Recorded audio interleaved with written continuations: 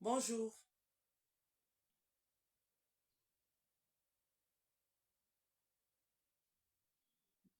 bonjour, partageons. Bonjour, Silamite Chigan. Bonjour.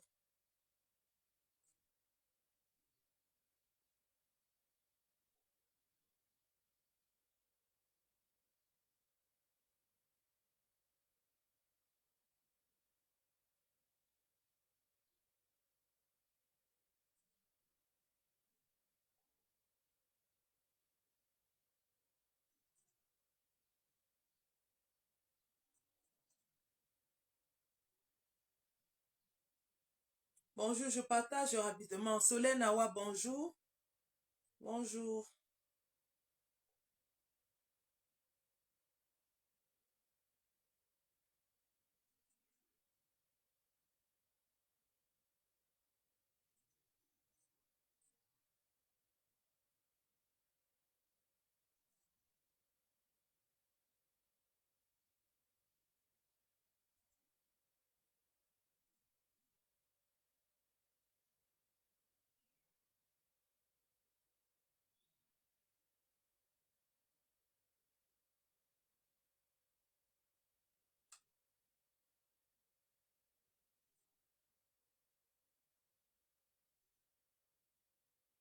Bonjour, Marie-Claire.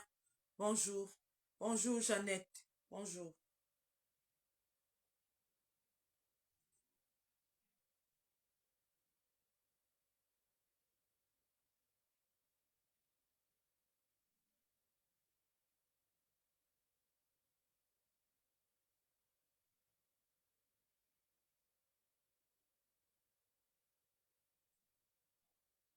Je partage rapidement et puis on peut commencer, hein. Je partage très rapidement.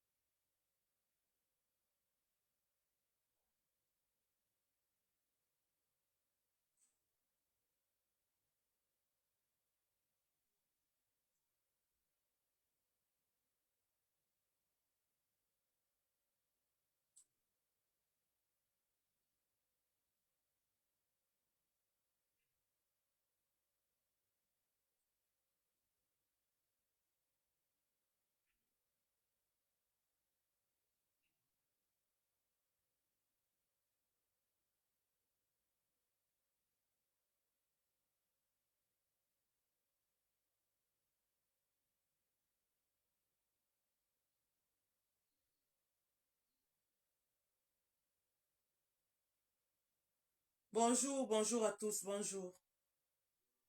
Bonjour, mesdames et messieurs, bonjour. Si je fais ce live tôt ce matin, c'est parce que, euh, ma foi, le soir, nous vaquons à nos occupations et il y a beaucoup de personnes qui entrent en live. Je suis consciente du fait que beaucoup d'entre vous sont au travail en ce moment et beaucoup vont suivre le live plus tard. Cependant, j'ai tenu à faire cette communication ce matin et je vais la faire. Elle sera faite ce matin.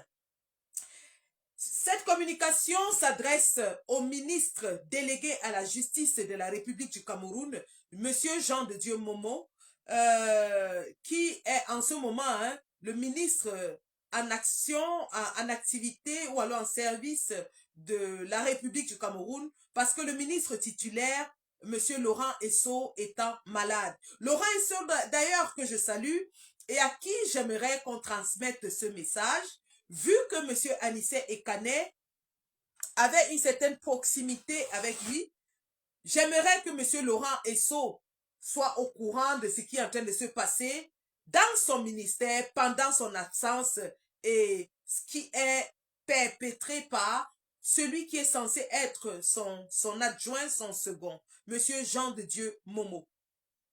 Alors, nous avons tous suivi la mort tragique du combattant camarade, le président Anissé Ekane, lundi 1er décembre 2025.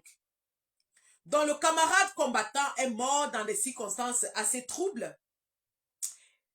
Et moins de 24 heures après son décès, le ministre de la Justice délégué, pas des moindres, haut cadre de l'administration camerounaise, un membre du gouvernement, s'en va sur la toile alors que la famille est encore en train de chercher des réponses aux questions nombreuses qu'elle se pose, alors que les proches d'Anissé Ekane sont encore en train de digérer la nouvelle tragique de son décès. Vous avez vu sa petite fille pleurer, sa sœur pleurer, ses sœurs, sa femme, sa famille est encore avec un cadavre chaud entre les mains, alors que la dépouille d'Anissé Ekane n'a même pas encore passé la nuit à la morgue. Monsieur Jean de Dieu Momo, ministre de la justice d'un pays, celui qui est censé rendre la justice, celui qui est censé être juste pour tous les Camerounais. Parce qu'il faut rappeler que le premier principe de la démocratie, c'est la justice. Lorsqu'il n'y a pas de justice, il n'y a pas de démocratie. Donc, monsieur Jean de Dieu Momo, en l'absence de Laurent Esso, qui est gravement malade, est celui-là qui est censé garantir l'état de droit et de justice dans notre pays. Monsieur Jean de Dieu Momo, en l'absence de la grosse pointure qu'est Laurent Esso, est censé porter ses chaussures d'homme d'État et de tenir de main ferme le gouvernail de la justice au Cameroun. Que non. Monsieur Jean de Dieu Momo s'adonne à la bouffonnerie et il pousse le bouchon un peu plus loin en commettant l'acte le plus ignoble, le plus indigne, le plus cruel, le plus insensé que nous ayons jamais vu. Alors que le corps d'un homme est posé au sol et qu'il n'est même pas encore froid. Alors que le monde entier, toutes les chancelleries, y compris la chancellerie britannique, posent des questions sur la mort en détention d'Anissé Ekane. Alors que le monde est en émoi, Jean de Dieu Momo, qui est censé être ministre de la Justice, de toute une république, de 30 millions de Camerounais qui sont des intellectuels, des personnes intelligentes, des personnes éduquées, Jean de Dieu Momo va pondre un poste où il commet plusieurs impairs. Sur le plan juridique, sur le plan éthique, sur le plan moral, il a bafoué tous les codes de sa profession. Et lui, on ne sait pas si Jean de Dieu Momo a encore la fibre humaine ou s'il est juste là pour jouer au clown de service sur lequel le gouvernement de Paul Biya se sert d'essuie-pieds pour piétiner les Camerounais. Un homme qui a vendu sa dignité, un homme qui a vendu son humanité, un homme qui a vendu même sa responsabilité, un homme qui n'est là que pour servir de bras agissant au point de se ridiculiser. On se rappelle que pour entrer dans le gouvernement, Jean de Dieu Momo a traité sa propre tribu, les Bamileke, de juifs, au point où il est poursuivi en France aujourd'hui pour antisémitisme. Jean de Dieu Momo, pour son ventre à l'excroissance exponentielle, pour sa bédaine qui demande beaucoup de nourriture à entretenir, est prêt à lécher les bottes même du plus gueux de ce gouvernement. C'est à ce point qu'il a vendu son âme. Jean de Dieu Momo est ce genre d'homme, puisqu'on le sait,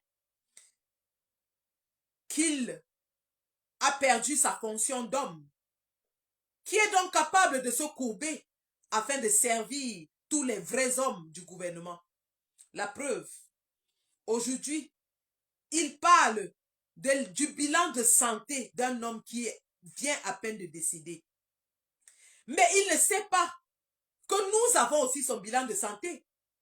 S'il pense qu'il est le seul, du fait de sa position aujourd'hui dans le gouvernement, à pouvoir avoir accès à certaines informations, qu'il sache que son épouse, sa chère et tendre épouse, s'est aussi confiée à quelqu'un sur ses insuffisances sexuelles, sur ses manquements, lui qui n'arrive plus à accomplir le devoir le plus basique de tout homme sur terre. Nous le savons. Pendant qu'il se courbe donc pour torcher le postérieur d'un homme qui vient de décéder, qu'il sache que son large postérieur est extrêmement exposé et que nous le torchons aussi. Monsieur Jean de Dieu Momo, donc, qui aujourd'hui publie le bilan de santé d'Anissé Ekane, ne sait pas que nous sommes au courant de toutes les marques de Viagra auxquelles il a recours pour essayer de satisfaire la jeune épouse qu'il est allé chercher à Arusha, qui commence déjà à s'impatienter et qui se confie autour d'elle, qu'elle n'en peut plus. C'est pour ça qu'il est obligé de s'accrocher au gouvernement, parce que s'il ne la retient pas avec les postes gouvernementaux, avec un peu d'argent, elle va s'en aller, puisque du côté de la chambre, il n'y a plus rien. Marie-Paul Paul, d'ailleurs, s'était aussi confié qu'il est gros en haut, petit en bas. Donc, monsieur Jean de Dieu Momo, tous vos documents ont atterri dans nos mains. C'est toujours vos collègues qui nous les donnent. Pendant que vous postez les documents des autres, votre vie intime est entre nos mains. Votre épouse a parlé. Elle a dit que votre coq ne se lève pas le matin. Le coq ne chante pas dans votre maison le matin.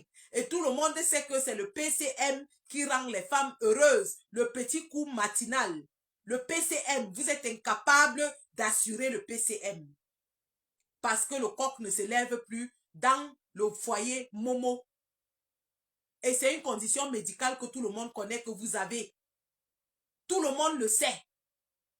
Si vous voulez qu'on poste les preuves, nous pouvons le faire. Encore que nous n'avons pas d'obligation administrative ni politique. Nous sommes des activistes, on peut faire ce qu'on veut, dans la limite du légal.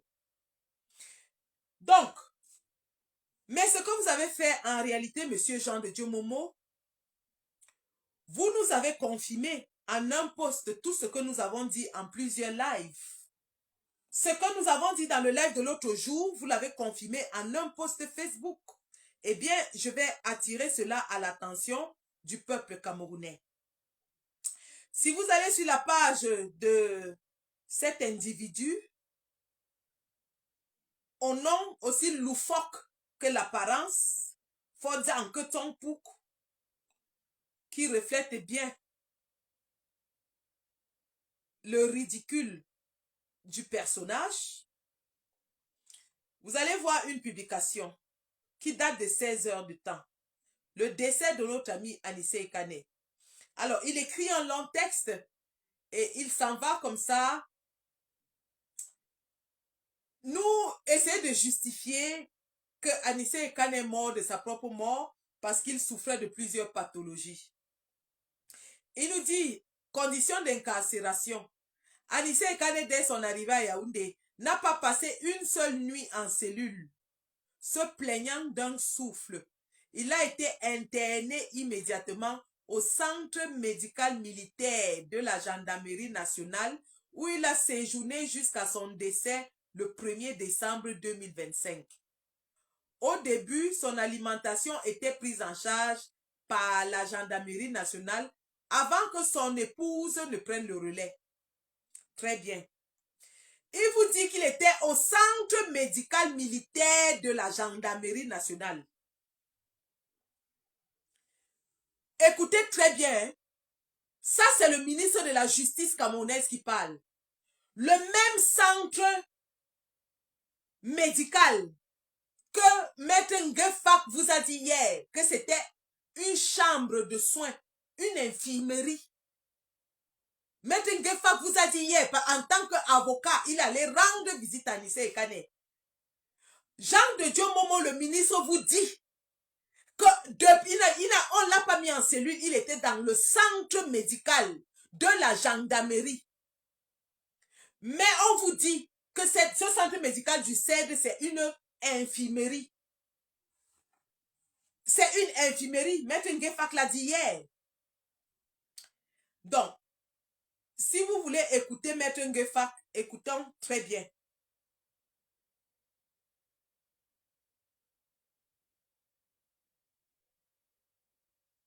Écoutons Maître Ngefak.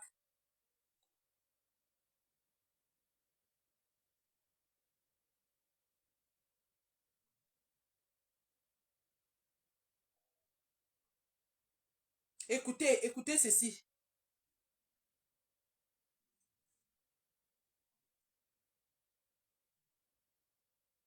Ces gens-là, ils l'ont assassiné, ils ont prémédité, ils ont réussi leur coup. Pourquoi ils sont pressés? Souvenez-vous, je vous ai dit sur votre plateau que je plains ceux qui, en période électorale, marchandent l'angoisse, la peur et la mort. Cela vous a valu une convocation au Conseil national de la communication. Je souhaite que ce Conseil national de la communication vous adresse une seconde convocation pour vous dire, de vous expliquer sur l'assassinat programmé et médité de M. Ekane Anissé. Je le dis de plus fort parce que j'ai eu deux enseignants en loi pénale. Attendez, je vais vous mettre ça sur... Je vais vous mettre ça sur haut-parleur parce que là, ça ne passe pas très bien. Un instant. Le professeur Mipaché Adolphe. Un instant. Il disait que assassiner, ce n'est pas utiliser le couteau. C'est organiser la mort d'un individu par tous les moyens nécessaires. Dites à monsieur le commissaire du gouvernement s'il a oublié. Il a convoqué, ou bien qu'il a fait déférer devant lui, que Georges Anissé Ekane, et vu son état de santé, il a ordonné un soir faire retour pour lui, envisageant sa mise en liberté. Qu'est-ce qui s'est passé? Pourquoi depuis lors, il ne s'est pas souvenu? Un instant, je vais vous faire écouter ça mieux. Je vais mettre le haut-parleur.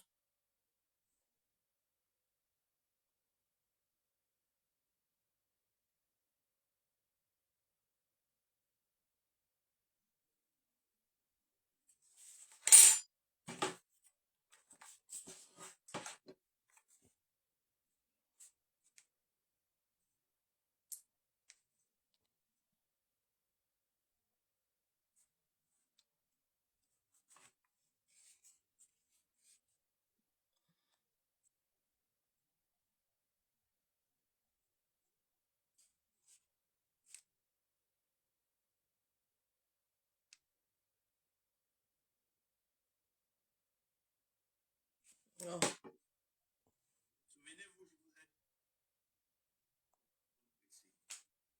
Souvenez-vous, je vous ai dit sur votre plateau que je plains ceux qui, en période électorale, marchandent l'angoisse, la peur et la mort. Cela vous a valu une convocation au Conseil national de la communication. Je souhaite que ce Conseil national de la communication vous adresse une seconde convocation pour vous dire, de vous expliquer sur l'assassinat programmé et médité de M. Ekane Anissé.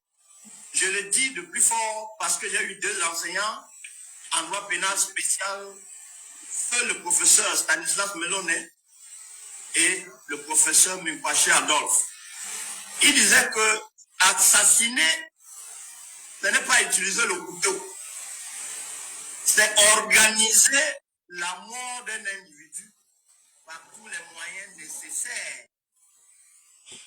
Dites à monsieur le commissaire du gouvernement s'il a oublié qu'il a convoqué ou bien qu'il a fait déférer devant lui que Georges Anissé Ekane, et vu son état de santé, il a ordonné un soir faire retour pour lui, envisageant sa mise en liberté. Qu'est-ce qui s'est passé? Pourquoi depuis lors, il ne s'est pas souvenu de son bulletin de santé? Pourquoi ce commissaire de gouvernement est devenu silencieux et muet? Chacun pour sa part. Alors, M. Ekane Anissé est décédé. Ce n'est pas le plus important pour l'État. Le plus important pour l'État, c'est de savoir pourquoi est-ce qu'il a été interné depuis le 24 octobre au CER. Voilà ce que l'État doit rechercher. L'État doit dire au peuple, je l'ai gardé depuis le 24 octobre dans cette petite cellule au sein, parce que je lui reproche ceci. Le peuple doit d'abord savoir, on ne doit pas passer le principal au subsidiaire. On ne doit pas inverser les rôles. Il faut que ce soit clair. Monsieur le commissaire,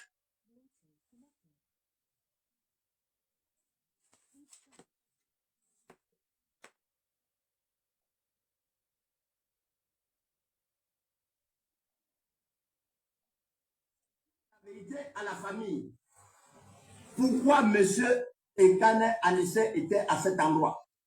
Nous voulons savoir. S'il est coupable, expliquez au peuple. Les morts sont morts, on ne peut plus les réhabiliter. Mais le peuple a envie de savoir la vraie vérité de son incarcération.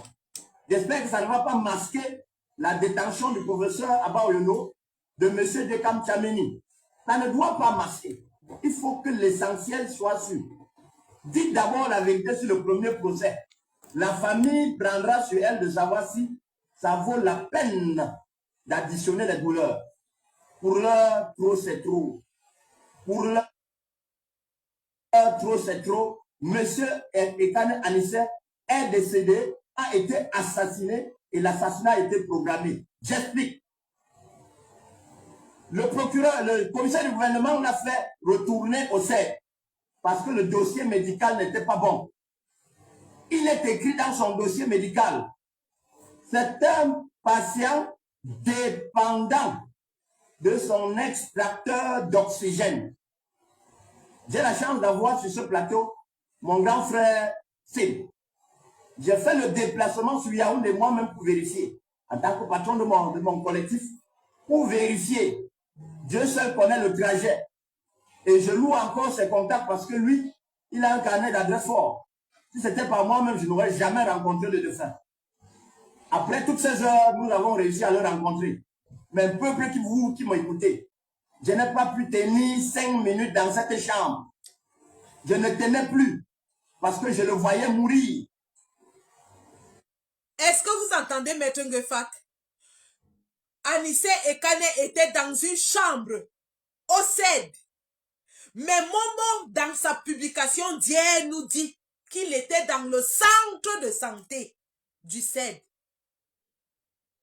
J'aimerais que Monsieur Jean de Dieu Momo prenne les caméras de la CIA TV et qu'il aille nous filmer le fameux centre de santé où Anissé Ekane a reçu des soins appropriés au CED. Quand son avocat dit sur un plateau de télévision que c'était une chambre, monsieur le président du MRC, Mamadou Mota, qui lui-même a passé 18 jours au CED et qui était dans ce centre de santé soi-disant, après qu'on ait cassé son bras, nous a dit que ce n'était même pas un centre de santé. C'est une salle de soins. Ils ont pris quelqu'un dont le dossier médical, à l'arrivée, dit qu'il dépendait d'un extracteur d'oxygène pour nous dire qu'il a reçu des soins adéquats.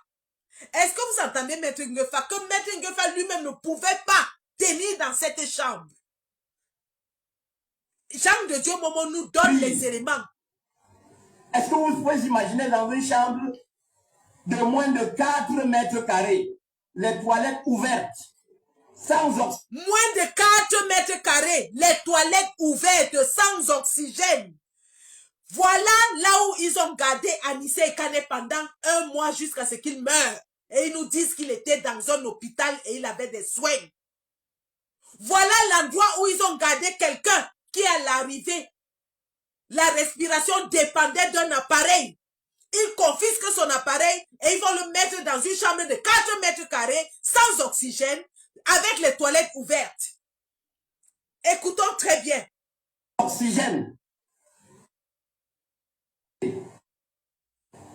J'ai fait le déplacement sur Yaoundé moi-même pour vérifier, en tant que patron de mon collectif, pour vérifier.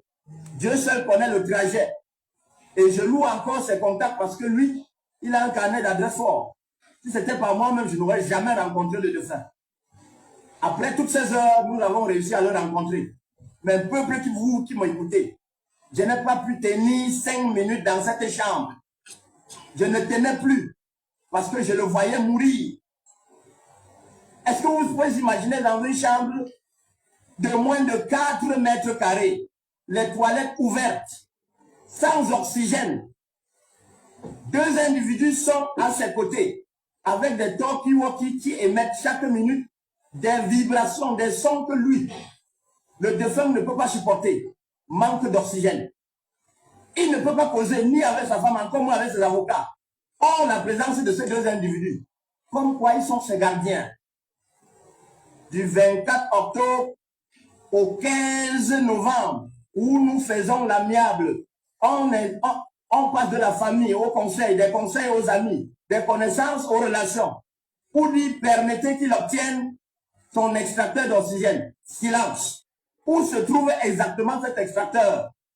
Figurez-vous qu'il a été séquestré au groupement de gendarmerie de Douala. La preuve est là. Allez là-bas le matin. Vous allez voir sa voiture qui est garée, séquestrée. Quand on met sous séquestre un bien, on fait l'inventaire du contenu. Cet extracteur d'oxygène a été abandonné dans cette voiture hermétiquement fermée. Un objet qui doit être maintenu dans un climat bien spécial, dans une chambre bien gardée. On l'a abandonné à l'air libre, sous cette chaleur. Alors, maître Méli et moi, nous avons fait le déplacement au groupement de gendarmerie de Douala pour aller supplier le commandant, le supplier en camerounais de nous remettre cet extracteur. Ce grand monsieur de ses grades a eu pour seule réponse de dire à ses gentils secrétaires dépassés qu'il nous recevra un autre jour sans fixer le rendez-vous. Je suppose que Ekane Anissé en ce moment était un animal où personne ne se souciait de sa santé. Nous avons patienté 2 jours, nous sommes revenus à sa demande, même conduite. Il a fallu la réaction écrite de mon confrère Méli pour dénoncer cette forfaiture, ce crime organisé, pour que le Landerneau se branle. Malgré tout, je suis reparti le 24 à la demande de ce chef de groupement. J'ai passé toute la journée avant le lundi pour m'entendre dire à la présence d'une de ses secrétaires qui avait pitié de moi, qui a sorti son téléphone pour appeler ce colonel, d'où je ne sais, il m'a laissé entendre que l'extracteur est déjà à Yaoundé. C'était le temps pour eux de forcer quelques sbires qui ne s'y connaissaient pas pour venir obliger le défunt à décharger un appareil gâté. Dites-moi que ce n'est pas l'assassinat organisé. Dites-moi que ce n'est pas programmé. Qu'est-ce que vous voulez vérifier? Moi, je prends le communiqué du ministre de la Communication. Dites-moi. Il dit que le défunt était dans quoi? Dans un hôpital concentré, organisé. Mais j'ai honte. J'ai honte de savoir qu'il est suivi par les Camerounais qui sont des médecins. Et il sait de quoi je parle. Cette chambre ne mérite pas le niveau. Une chambre. Des CMA. C'est-à-dire les hôpitaux qu'on rencontre dans chaque fin fond du village. Sans soin. Ce n'est même pas le niveau de la garnison. Il ne faut même pas essayer de comparer. Une chambre. Dans cette chambre, il y avait, au vu des yeux, un appareil d'oxygène incompatible pour le défunt Ekane Anissé. Très bien. Qu'est-ce que je vous ai dit hier dans ma vidéo? Je vous ai dit hier dans ma vidéo que un extracteur de gaz carbonique n'en vaut pas un autre. Ils ne peuvent pas garder l'appareil d'Anissé Ekane à Douala et dire que oui, il avait des soins et il y avait un autre appareil à l'hôpital qu'il a utilisé. Voilà que Maître Ngefa vous dit que ce n'était même pas approprié à ses soins. On l'a gardé dans une chambre. Donc, Jean de Dieu Momo nous donne tous les... En réalité, Jean de Dieu Momo vient d'exposer le régime. En plus de cela, avant même d'exposer le régime, je vais vous dire ce que l'affaire Anissé Ekane est en train de nous révéler. Le ministre de la Communication, René Sadi, est passé chez Angie Forbin. Il a lavé les mains, il a fait du ponce pilatisme, il a lavé les mains. Il a dit ceci. Je suis ministre de la communication. Non, il a dit je suis porte-parole du gouvernement et non ministre de l'administration territoriale. Je ne suis ni en charge de la police, ni en charge de la gendarmerie. Qu'est-ce que ça veut dire? Ça veut dire que René Sadi est en train de dire que l'arrestation d'Anissé Ekane, le gouvernement n'était pas au courant.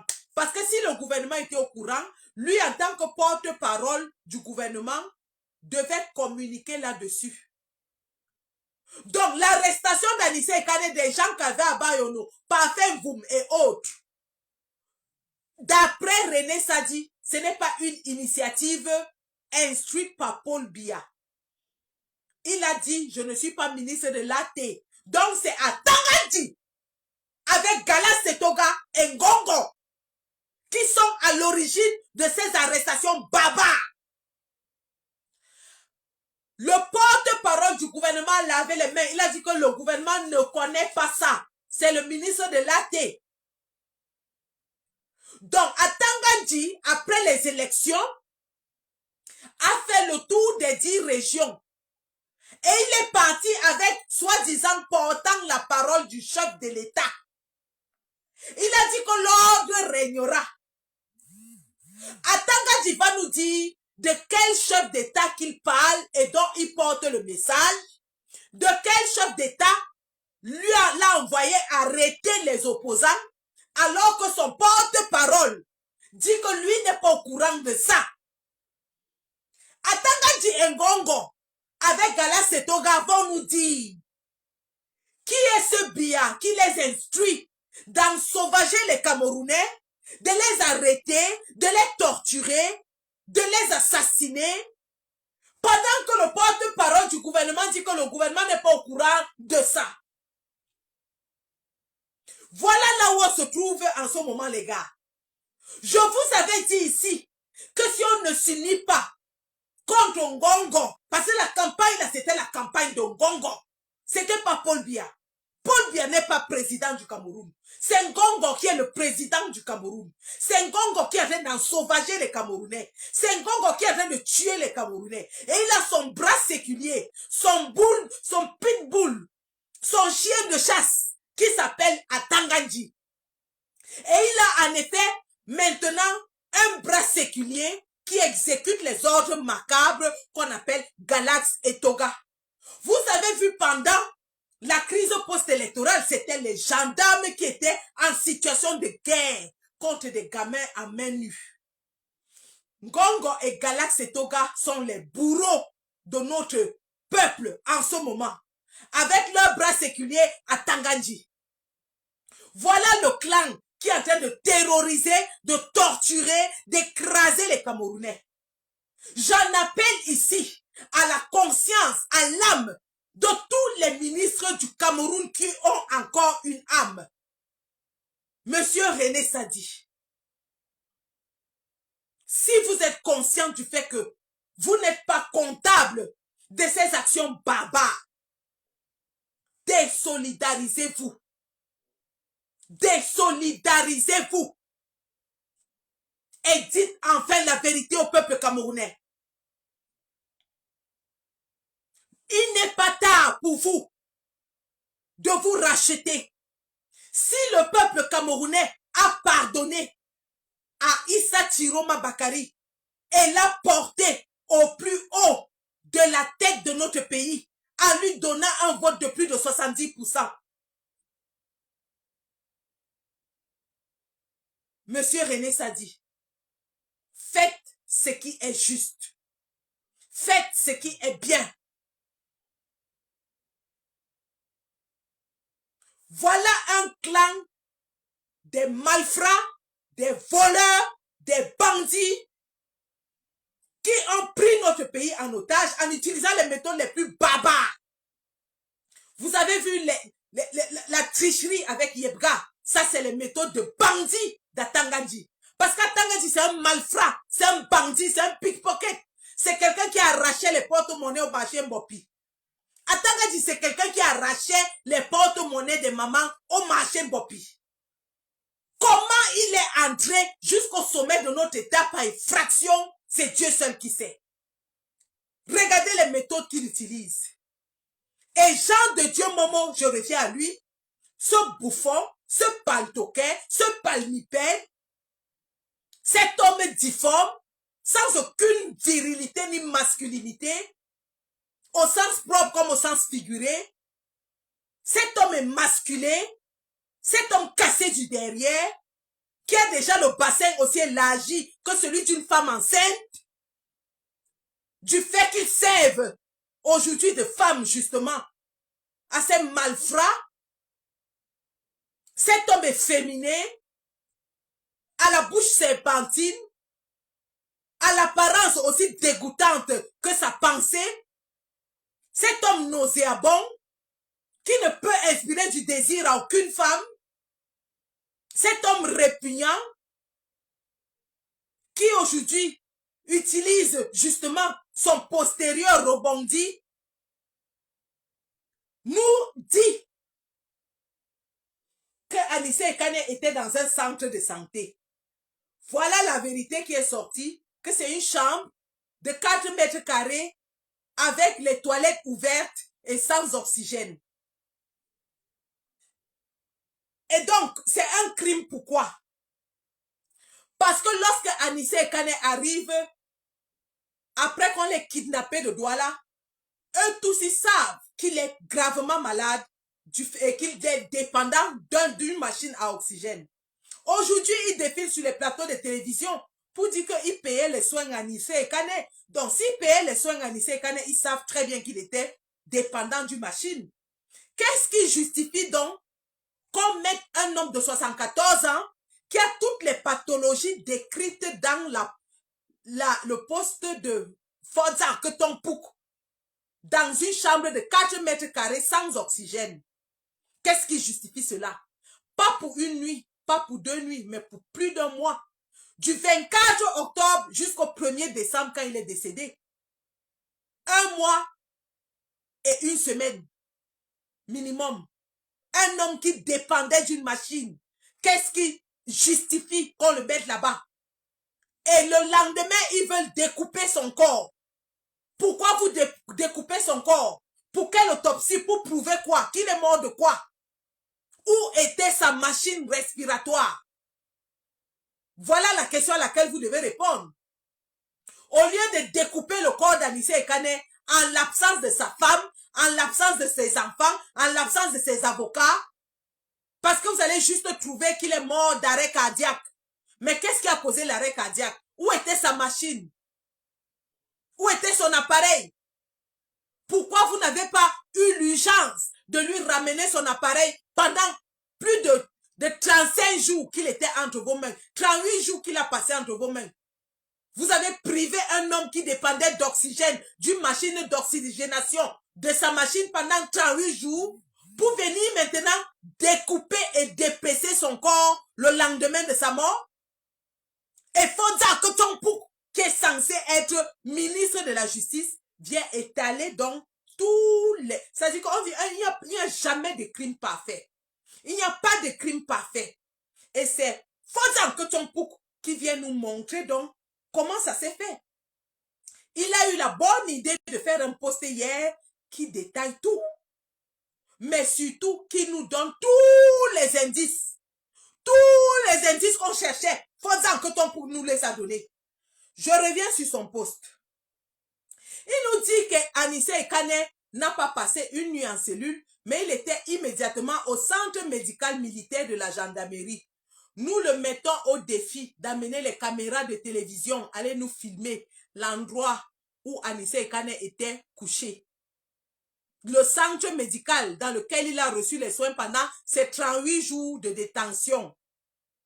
Parce que ses avocats disent que c'était une chambre de 4 mètres carrés sans oxygène avec les toilettes ouvertes. Qui nous montre ça? On voit. Si ce niveau d'hospitalisation était adapté aux besoins du patient, parce qu'eux-mêmes ils reconnaissent qu'il avait besoin de soins à son arrivée.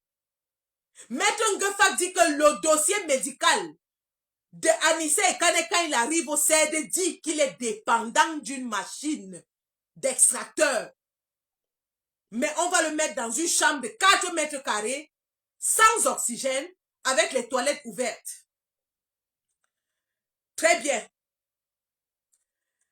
Au point 3, il nous dit ceci. Situation médicale. Écoutez, hein, un ministre de la Justice qui est avocat de formation. L'avocat a l'obligation de réserve. L'avocat a l'obligation de l'éthique et de la déontologie de son métier. L'avocat a l'obligation de protéger le secret du client. Momo est avocat de formation. Et il s'en va maintenant au point 3. Étaler tout le dossier médical de quelqu'un qui vient de décéder. Je dis bien, je répète, quand Paul était à Genève, on a fait un live pour dire qu'il pouvait avoir une crise cardiaque. Ils nous ont dit qu'on parlait du secret médical. Voici le secret médical d'Anissé Ekane. Ils ne lui ont même pas donné le droit à l'intimité médicale. Écoutez Jean de Dieu Momo. L'évaluation clinique initiale du 24 octobre 2025, et il met entre parenthèses, dès son arrivée à Yaoundé, a révélé, mais il dit dès son arrivée à Yaoundé, c'est comme s'il était arrivé à Yaoundé dans la ville et qu'il était à l'hôpital général. Il doit préciser que dès son arrivée en détention au CED, parce que ce poste n'est pas précis, il ne veut pas accabler le gouvernement, qui nous disent qu'ils ont évalué Anissé Ekane à son arrivée en détention au secrétariat d'État à la Défense, qui est la geôle la plus infeste, la plus sombre que tout le Cameroun a.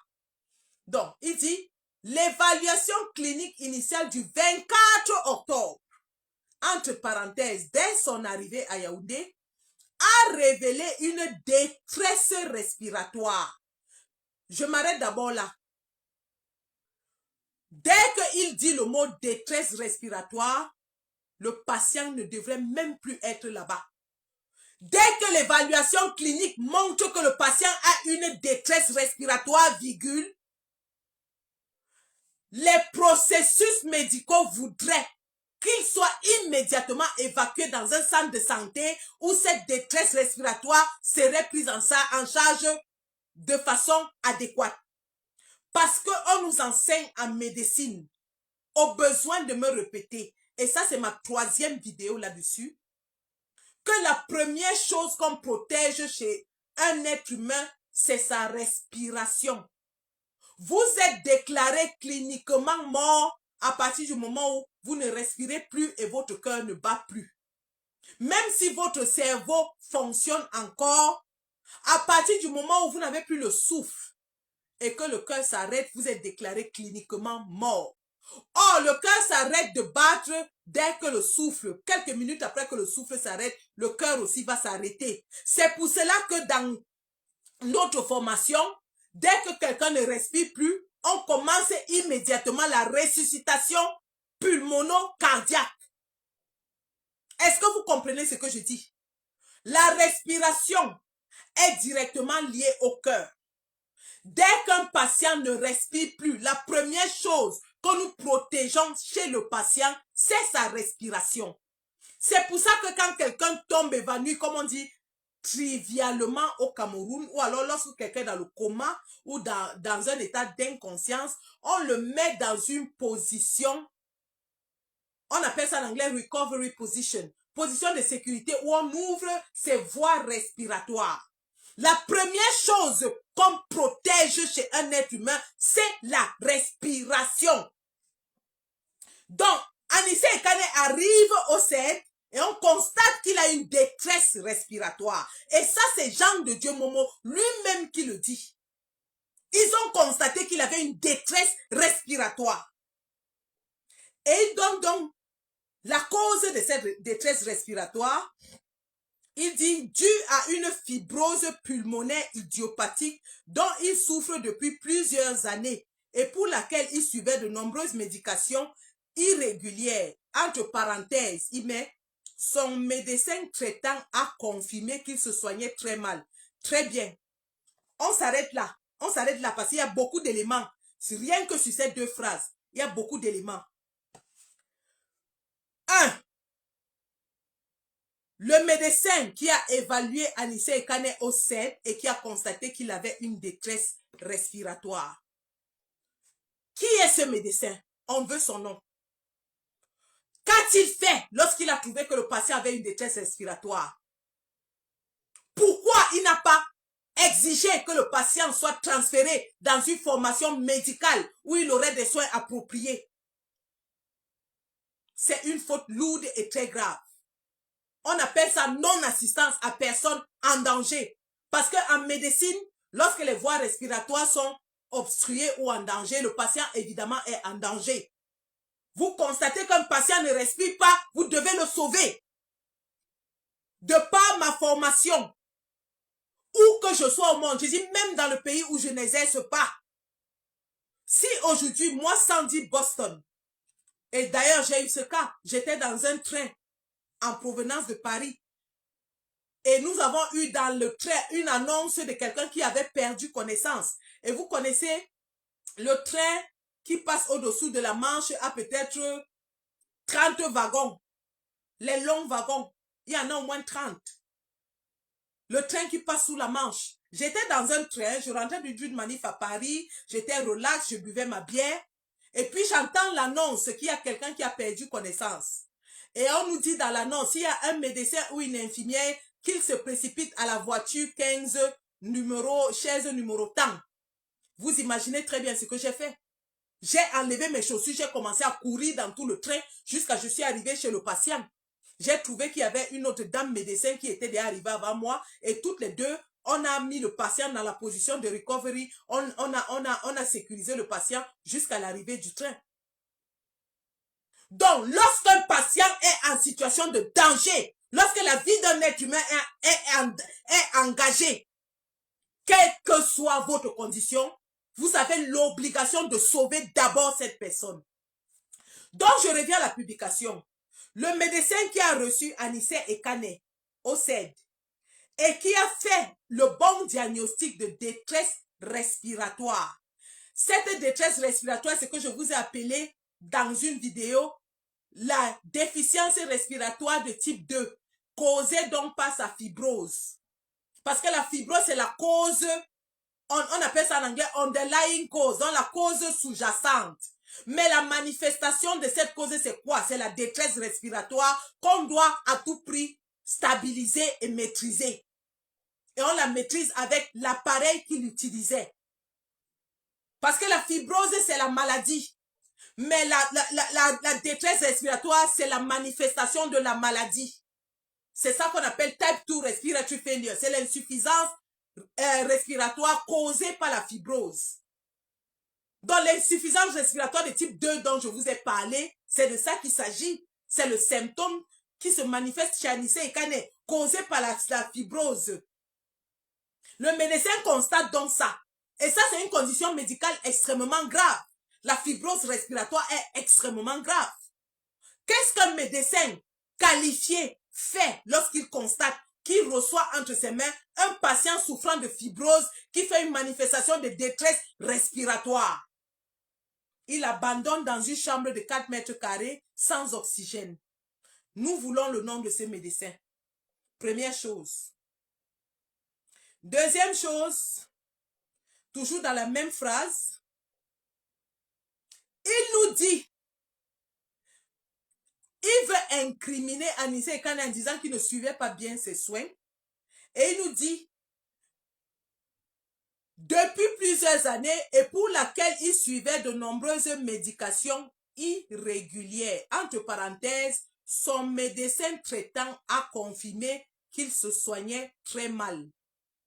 Très bien.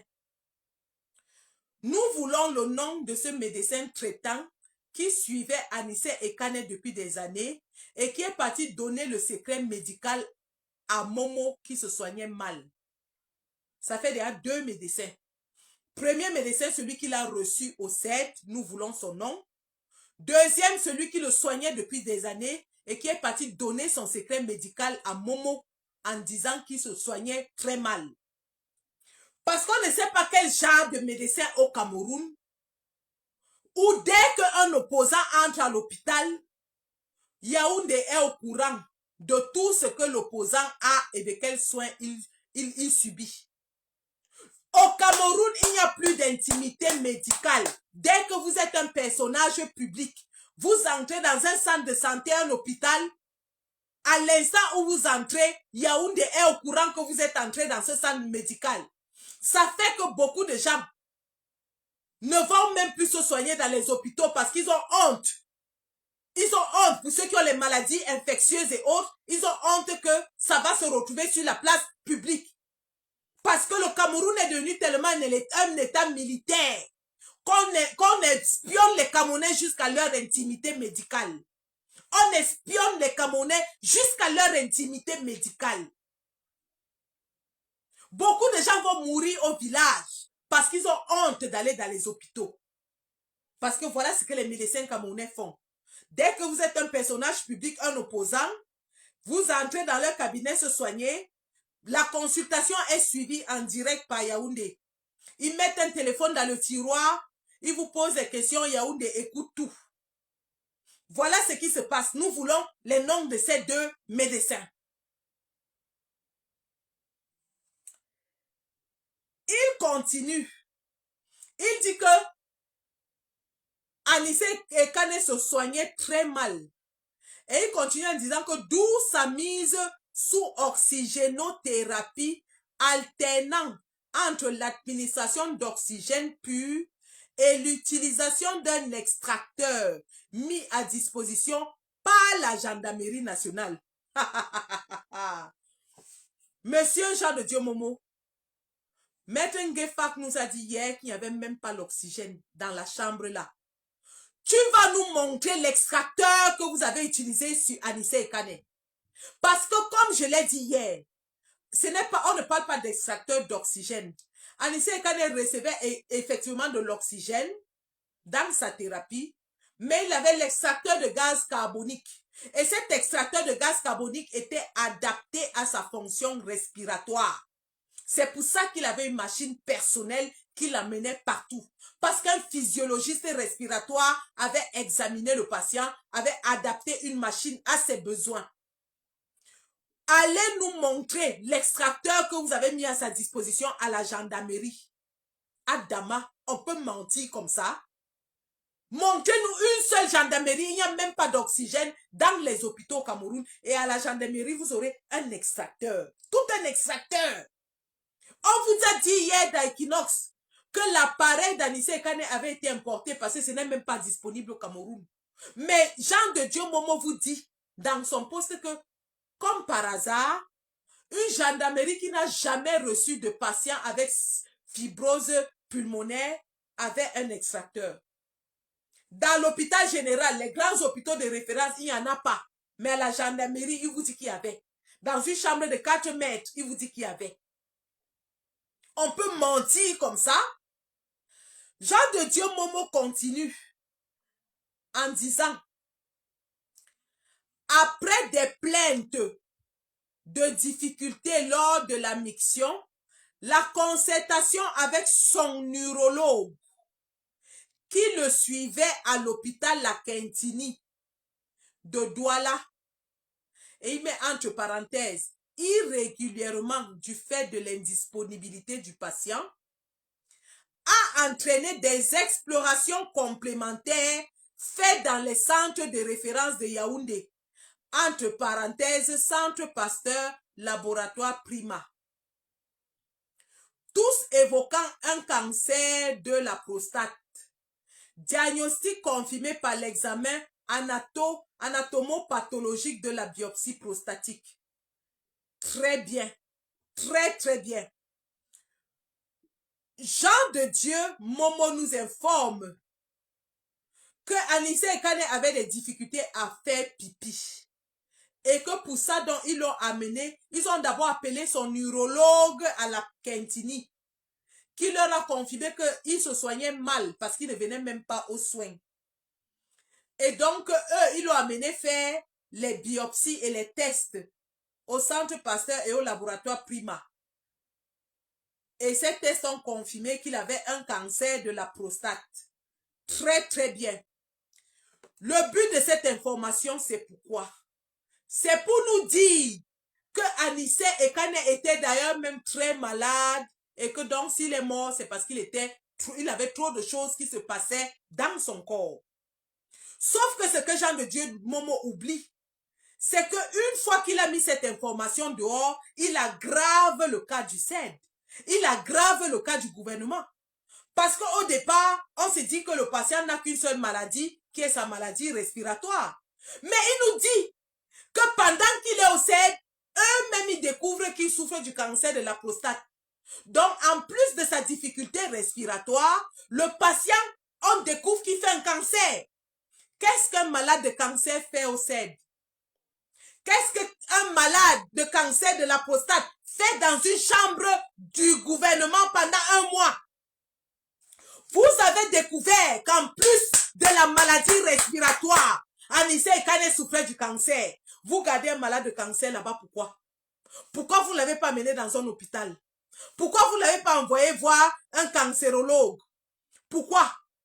Pourquoi vous avez gardé un homme qui déjà avait du mal à respirer sans oxygène et vous découvrez qu'il avait un cancer et vous le gardez encore là-bas? J'espère que les organismes... Alors, j'invite les avocats, s'il vous plaît, faisons déjà très rapidement une capture d'écran de ce post. Allez sur la page Fodza Nketompu, faites une capture d'écran de ce post et nous allons taguer tous les organismes de droits de l'homme, de la santé, les organismes de droit international. Ils vont nous expliquer comment ils découvrent que quelqu'un souffre de cancer et ils le gardent dans une salle infeste pendant 38 jours. C'est Fodza Nketompu qui nous dit que le CED a découvert que Anissé Ekane souffrait aussi du cancer. Qu'est-ce qu'il faisait encore dans vos cellules? Il faisait encore quoi au CED dans une pièce de 4 mètres carrés avec les toilettes ouvertes et sans oxygène alors que vous venez de découvrir qu'il souffre de cancer en plus de la maladie respiratoire? Ça, c'est un fait extrêmement grave, un fait extrêmement accablant. Jean de Dieu Momo, en voulant humilier Anissé Ekane pour montrer qu'il était pourri, qu'il était mourant, vient en fait de démontrer que eux, ils manquent d'empathie, ils ont failli à tous les niveaux. Ils n'ont respecté aucun droit international qui demande de sauver la vie d'un homme. Qui dit qu'un prisonnier a le droit aux mêmes soins que s'il était en liberté? Pourquoi vous n'avez rien fait pour le soigner lorsque vous découvrez des pathologies additionnelles et très graves comme le cancer? Toi-même, tu dis que d'autres centres de santé ont tous dit qu'il avait le cancer. Qu'est-ce qu'un malade de cancer fait au CED pendant 38 jours? En plus d'avoir une détresse respiratoire. Fodza Nketompu vient de clouer le gouvernement de Yaoundé. Parce que jusqu'ici, tout le monde savait qu'il souffrait seulement de maladies respiratoires. Donc, vous avez aussi découvert qu'il avait le cancer et vous l'avez laissé mourir. C'est extrêmement grave, ce poste. Extrêmement grave. Du point de vue légal, éthique, humain, médical, c'est extrêmement grave. Nous voulons les noms de tous ces médecins. Je dis bien tous. Y compris l'urologue. Tous ces médecins, tous, nous voulons leur nom. Continuons. Alors, il dit, et là, il confirme ce que j'ai dit hier dans ma vidéo. Il dit le 3 novembre 2025, il a présenté des œdèmes des membres inférieurs. Rappelons que les œdèmes des membres inférieurs sont un des premiers signes cliniques d'une défaillance cardiaque. J'invite le professeur Aimé Boni, cardiologue, éminent professeur cardiologue, à faire cette émission avec moi. Je suis infirmière spécialiste en respiratoire, il est médecin spécialiste en cardiologie. Et les deux spécialités se rencontrent à tous les niveaux. Donc, j'invite le professeur Aimé Boni à venir démontrer comment une insuffisance pulmonaire induit systématiquement une insuffisance cardiaque. Donc, le 3 novembre 2025, ça veut dire qu'il était déjà en détention parce qu'on l'a pris le 24 octobre. Ça faisait une semaine qu'il avait déjà passé entre leurs mains sans oxygène et sans extracteur.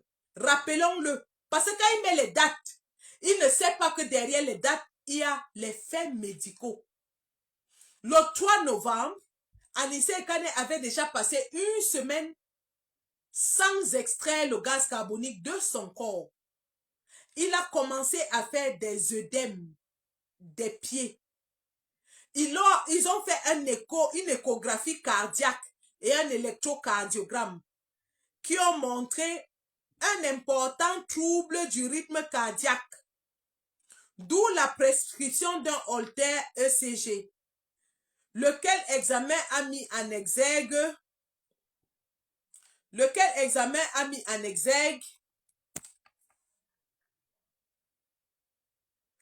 la présence de très nombreuses extrasystoles superventriculaires avec une hyperexcitabilité ventriculaire et une perte de la bradycardie physiologique nocturne.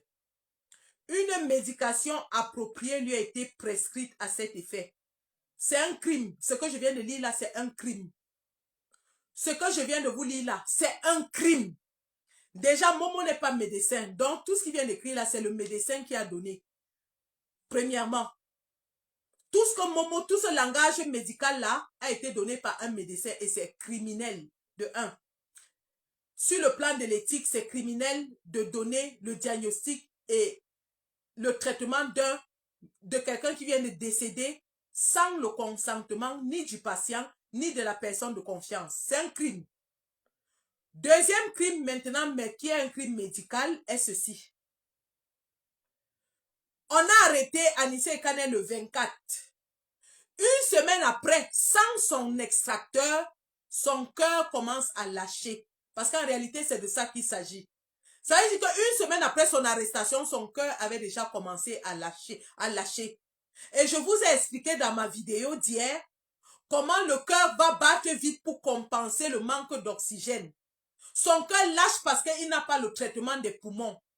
Les poumons sont le premier organe relié au cœur. C'est-à-dire le cœur est alimenté directement par les poumons. Le cœur est alimenté directement par les poumons. L'oxygène,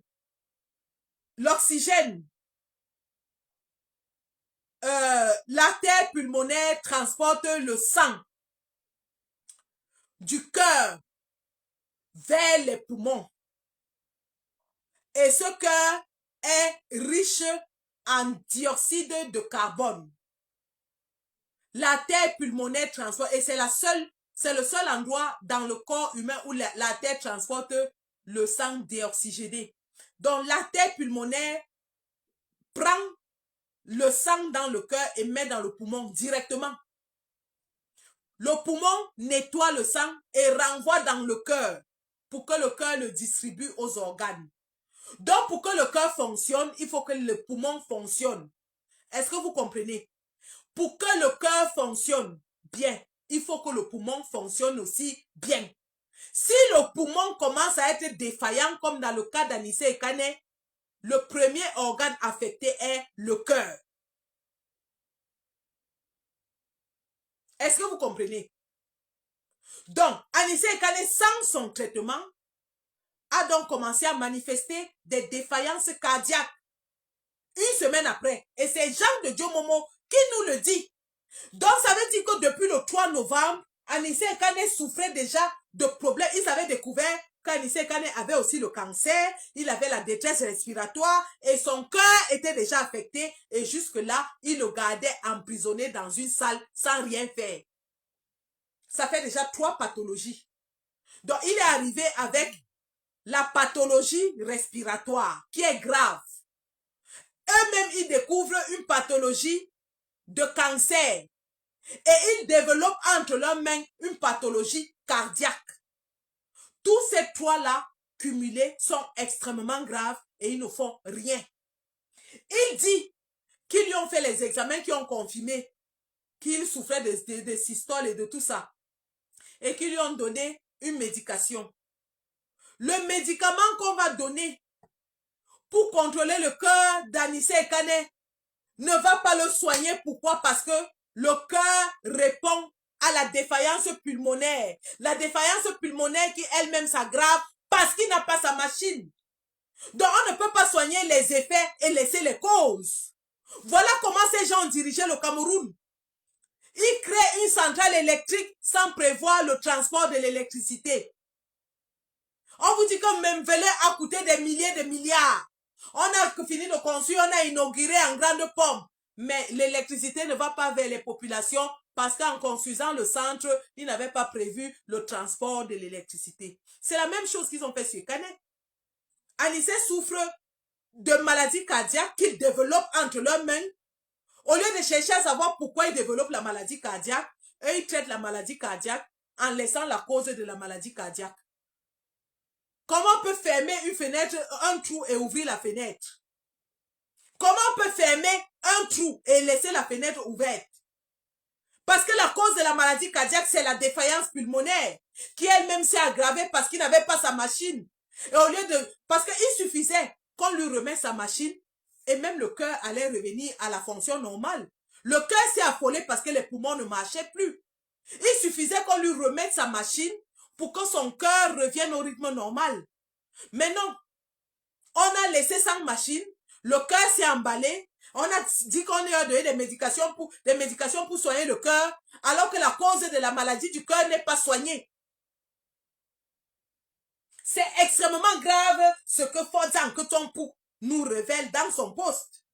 Je dis bien, j'aimerais que les organisations des droits de l'homme, les organisations médicales, se saisissent de ce poste parce qu'il est très incriminant pour le gouvernement du Cameroun. Monsieur Jean de Dieu Momo vient d'exposer le crime qu'ils ont commis sur Anissé Ekane dans son poste. Il nous confirme qu'Anissé Ekane, ils ont découvert beaucoup de choses et ils n'ont rien fait. Il nous confirme qu'Anissé Ekane, sa situation s'est aggravée entre leurs mains et ils n'ont rien fait. Ils n'ont rien fait. C'est ce que ce poste nous confirme. Et pour couronner le tout, il vient exposer le passé médical de quelqu'un qui vient de mourir sans son consentement, ni le consentement de sa famille. Mais Dieu merci, il l'a fait. Parce qu'il nous donne des éléments. Il nous donne des éléments. Il dit, son état, bien que préoccupant, au regard de ses pathologies chroniques. Mais non, monsieur Fodjan Ketompu, ces pathologies, de toutes ces pathologies, il n'y a que sa pathologie respiratoire qui était chronique. La pathologie cardiaque est aiguë parce qu'elle est créée par vous. C'est une nouvelle pathologie qui développe entre vos mains. Ce n'est pas une pathologie chronique. C'est ce que j'ai dit hier. Vous avez créé une situation aiguë dans une maladie chronique. Le gars avait sa maladie, il vivait bien avec son appareil. Vous l'avez privé de son appareil, vous avez créé une maladie aiguë qui était la défaillance cardiaque. Merci de venir confirmer tout ce que j'ai dit dans ma vidéo hier. Une maladie que vous découvrez, tu dis bien que le 3 novembre, il a présenté des œdèmes. Donc, il n'avait pas ces œdèmes avant. Il a présenté ces œdèmes le 3 novembre, après une semaine de détention. Donc, quelque chose qui est nouveau n'est pas chronique. Vous avez créé une nouvelle maladie en le privant de son oxygène. C'est ça qui est la vérité. Vous avez créé une maladie, une phase aiguë dans une maladie chronique. Merci de confirmer mon expertise d'hier. Il dit qu'il était stable avant son décès soudain. Mon ami, quelqu'un qui a tout ce que tu viens de nous citer là, et le cancer, et la défaillance respiratoire nécessitant un extracteur, et la défaillance cardiaque ne peut pas être stable. Je suis désolé. Personne au monde qui souffre de ces trois choses en même temps ne peut être stable. Il dit qu'il était stable avant son décès soudain. Donc, il veut confirmer la thèse de Simo qui nous a dit que non, Anissé allait bien. Tout allait bien. Après un mois de détention sans un extracteur de gaz carbonique dont il dépendait, vous nous dites que le patient allait bien. Mais dans le même poste, tu nous dis que le 3 novembre, il a commencé à faire des défaillances cardiaques. Incroyable. Donc, en réalité, le gouvernement de Paul Biya a tué cet homme. Et M. Momo nous le confirme dans un poste qui est médicalement clair. Au-delà de l'aspect criminel volontaire, de l'homicide volontaire que nous avons vu, il y a maintenant un autre crime qui s'ajoute, qui est l'exposition du secret médical du patient, diagnostic, examen, médecin à l'appui, date. Il nous donne les dates, les lieux, les examens, les résultats. Ça, c'est ce qu'on appelle violer le secret médical. Il a violé le secret médical de quelqu'un qui est mort moins de 24 heures.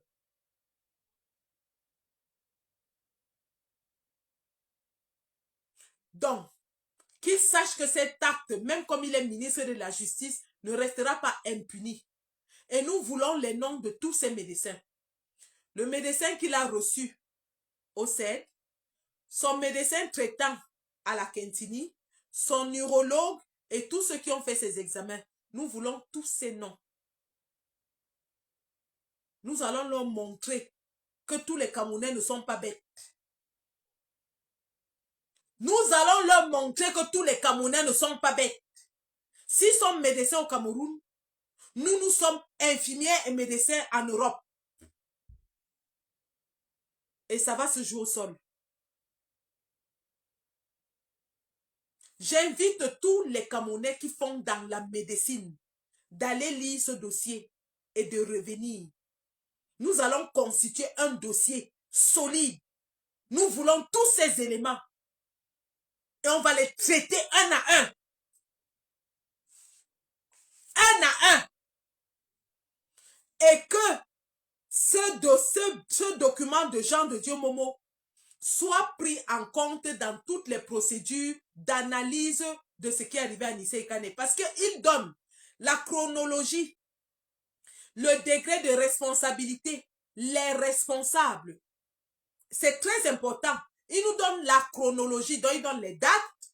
Il dit ce que tout le monde savait quand ils ont reçu Anissé Ekane, ce qu'ils ont découvert, les noms des personnes, les lieux où il a été traité. C'est très, très important. C'est des éléments d'accusation graves. C'est des éléments d'incrimination graves.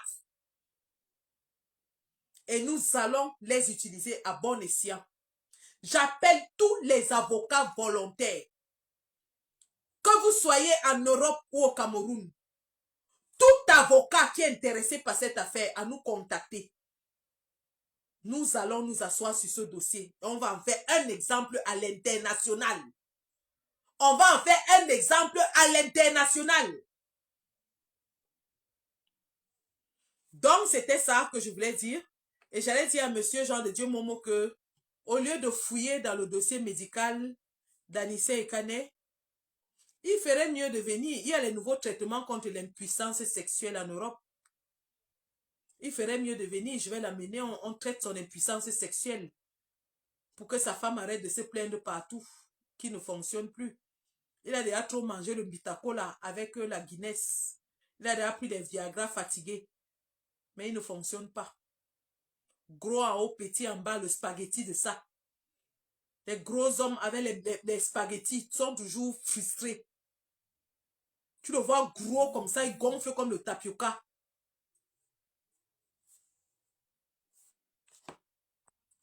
Alors que c'est le ver de terre qui est en bas. Et il va empester toute la République avec ça. Marie-Paul t'a fui, pourquoi? Marie-Paul t'a fui, pourquoi? Un homme qui est devenu émasculé. Une femmelette. C'est le bassin qui se développe pendant que le phallus s'atrophie. Ce sont les fesses qui se développent pendant que le phallus est devenu atrophié, un émincé de phallus, un semblant de phallus, une image de phallus collée sur une carcasse hypertrophiée. C'est pas de notre faute si tu es incapable. C'est pas de notre faute si tu as le spaghetti. C'est pas de notre faute si tu es incapable de satisfaire une femme. C'est pas de notre faute si tu t'es résolu à aller retrouver, comment il s'appelle là, l'autre influenceur là, comment il s'appelle, la Faniente. Ben, tu es obligé de faire comme ça parce que devant, il ne reste plus qu'une image. Mais c'est le postérieur qui s'est développé. Malheureusement pour toi, tu es devenu la femmelette de tous les ministres, obligé de te courber pour maintenir ton poste. Tellement tu t'es courbé que le phallus est devenu atrophié. Ton épouse pleure partout. Ce sont les chauffeurs et les boys qui font le travail à ta place. Tu viens nous empester la vie. Tu es un homme, toi. Tu n'es que l'image d'un homme. Tu n'es plus un homme, toi. Tu es le dessin animé d'un homme. Tu n'es plus un homme. Un homme, c'est celui qui arrête une femme. Quand il arrête une femme, après 15 minutes, elle sent comment son corps vibre. Elle dit, yes, j'ai trouvé garçon. Mais toi là, les pleurs de ça, tu es parti chercher la fille d'autrui dans son pays. Tu la flattes maintenant avec les postes à la mairie. La pauvre, elle va faire comment? Si tu quittes ministre, elle te quitte. C'est pour ça que tu es obligé de faire ce que tu fais. Dès que tu quittes ministre, elle-même elle te quitte parce que tu n'as rien qui peut la retenir. Rien dans le pantalon, rien en bas. Le spaghetti de ça. Le verre de terre de ça. Le ventre a tout pris. Le ventre a tout pris. Obligé de te courber. Tu vas faire comment? Tu es devenue la femme d'Atanganji. La femme de Ngongo. Celui qu'on concasse partout. À défaut de concasser les femmes, tu te fais concasser. Tu vas encore prendre ton pied où? Pauvre petit individu misérable. Tu n'es qu'une charogne, une pourriture. Vraiment quelqu'un. Impossible comme ça là. Va dire, j'ai dit que ta femme a dit que tu ne fais plus. Et tu connais à qui elle avait dit. Et c'est arrivé dans mes oreilles. Ta femme est partie pleurer que tu ne fais plus. Tu ne peux plus faire. Tu es impuissant. Tu es impuissant. Les hommes de ton âge épousent les filles de 20 ans. Toi, tu es là avec ton large ventre comme la calebasse. Avec ton ventre comme la coque de la pirogue. Rempli de déchets, d'excréments. Tellement tu manges comme un bouffon. Mangeologue. C'est à cause d'Anissé et Kane que tu peux pas gnoxer. Un individu frustré comme ça là. Frustré. J'ai dit que tu as le spaghetti. C'est ce que j'ai dit. Tu as le ver de terre. C'est confirmé.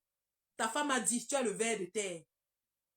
On te voit gros comme ça, gonflé comme le pompé. Gonflé comme le pompé. Alors que c'est le ver de terre qui est là-bas. Oh, j'ai 2 femmes. Les femmes qui jouent dehors. Obligées d'aller jouer à l'extérieur. Alors que le championnat se joue à domicile. Obligés de faire comme ça, ils sont obligés de se battre. Seulement remplir ton ventre avec le tarot. En dehors de ton large ventre comme la coque de la pirogue, là, tu as encore quoi? C'est toujours comme ça que vous, les gros hommes, avec le spaghetti en bas, vous êtes frustrés, jaloux. Tu as vu papa Anissé? Même en 74 ans, il avait les pectoraux, les pecs. Maman, le goût de ça. Quand un homme a les pecs, hey! Quand un homme a le bec, le goût de ça. Hey, hey, hey. Un homme ventru mamelu. Un homme ventru mamelu. Tes mamelles sont plus larges que celles d'une femelle en gestation. Un homme ventru, mamelu. C'est lui qui ose parler. Tu n'as pas honte? Tu peux enlever ton habit devant les gens, on te regarde. Tu as vu papa Anissé? Le père, c'était un bon pain croustillant, même à 74 ans. Un bon pain croustillant. Garçon debout, beau gosse même d'abord. Beau gosse. Le père là me draguait, j'acceptais. Il était d'abord beau. Il avait le bec. Tu as vu qu'on a enlevé sa chemise au cèdre. Le pâté avec le bec. Moi, j'ai regardé la poitrine du père et que le père, tu as encore un bon pain, hein? Tu as un bon pain. Tu as encore un bon pain, bien croustillant. Pain chocolat même. Le bon goût. Le bon goût. Pas un homme ventru, mamelu. Un homme dont les seins sont plus larges que les miens. Incroyable ça. Hé, hey, dégage, tu es qui? Fous le camp. Fous le camp. Un homme fessu, mamelu, ventru.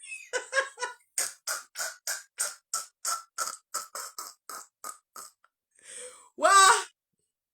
Avec l'image d'un phallus collé sur lui. Avec la photo d'un phallus collé sur lui.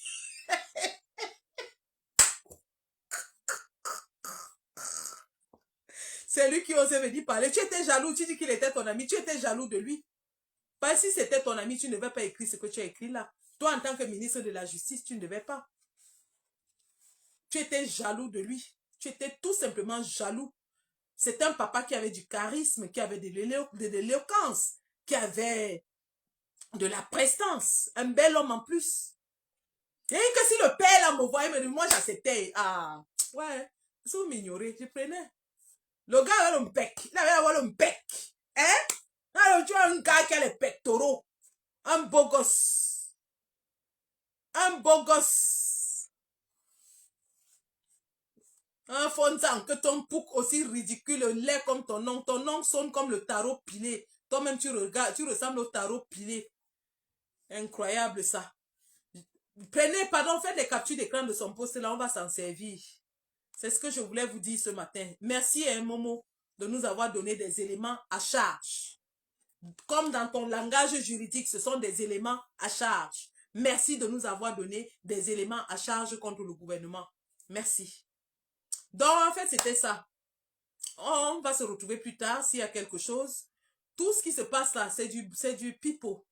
Les vraies choses, c'est devant. Et quand on va faire les vraies choses, on va pas... Tout ce que vous voyez à Tanganji fait là, oh, ils ont encerclé le Maniden, c'est du bruit, il n'y a encore rien. Il n'y a encore rien. Les vraies choses arrivent. Ne vous inquiétez même pas. Incroyable. Allez, je vous laisse les gars. Merci.